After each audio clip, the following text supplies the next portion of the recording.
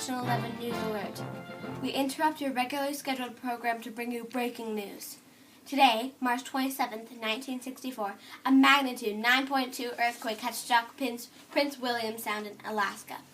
We are getting initial reports of massive devastation in and around Prince William Sound area, which is about 100 miles east of Anchorage. Shockwaves have been felt as far away as Oregon and California, and some casualties have been reported there as well as in Alaska near the epicenter.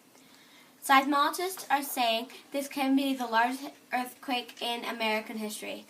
Joining us in the studio is renowned seismologist and geologist Declan O. Scully, Ph.D. Dr. O. Scully, thank you for joining us today. Can you take a minute to describe the magnitude of this seismic event? Yes, to give you an idea, imagine this cashew as the typical magnitude of a plate shift that causes an earthquake. Now, to give you a sense of today's event, imagine this cashew as the size of my very large head.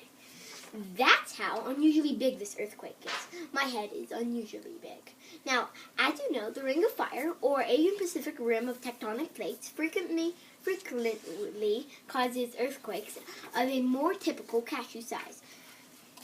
These plates move 5 to 7 centimeters per year. Usually, disturbances from plate shifts are in the 2 to 3 magnitude range. Over time, pressure builds up as the plates collide with each other, and occasionally there is a massive shift to release that pressure. That's when we get giant earthquakes. Obviously, in the coastal areas, large earthquakes can cause tsunamis or large walls of water, which causes a lot of destruction. Thank you, Doctor. Enjoy your cashew. Now we turn to our on-the-scene reporter, live from Alaska, Declan Mick Scully. Declan, what's the scene there in Prince William Sound? Thanks, Lulu. Right now, I can see we're experiencing a serious aftershock, and I'm having a hard time keeping my footing. The ground literally feels like jello. That's better.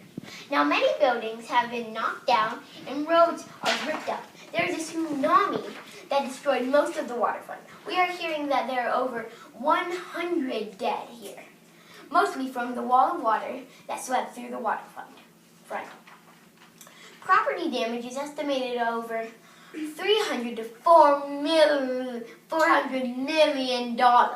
President Johnson made it clear Alaska a disaster area. Now, Declan, can you tell me how you can stay safe from these types of earthquakes and aftershocks? Obviously, residents are being advised to avoid buildings that have not been stabilized, avoid power lines, and stay in safe, secure areas. During the quake and aftershocks, you should stay in doorways under stable, heavy objects like tables and desks. Always cover your head and neck from falling debris. Before a quake hits, the safest plan is to live away from the fault line. But if you choose to live near an area where quakes happen, you can bolt appliances to walls, anchor light fixtures, place heavy objects on lower shelves, have your power and gas lines secured, and hold earthquake drills with your family members. Remember, drop, cover, and hold on! Thank you, Declan. Everyone knows someone who has been through an earthquake. They happen almost everywhere, and anyone can be affected. There are almost 3 million earthquakes per year, most of which we never feel. But when we do feel them, people lose their workplaces, homes, schools, and lives to earthquakes. If you would like to get more information about earthquakes, every state has its own earthquake information center. There is a National Information Center, and I think in about 40 years they will all have websites. Thank you for turning in to Action 11. We will be updating you as we get more information about the situation in Alaska. Now we return to your regularly scheduled program, the most boring TV show your grandparents ever watched. Thank you.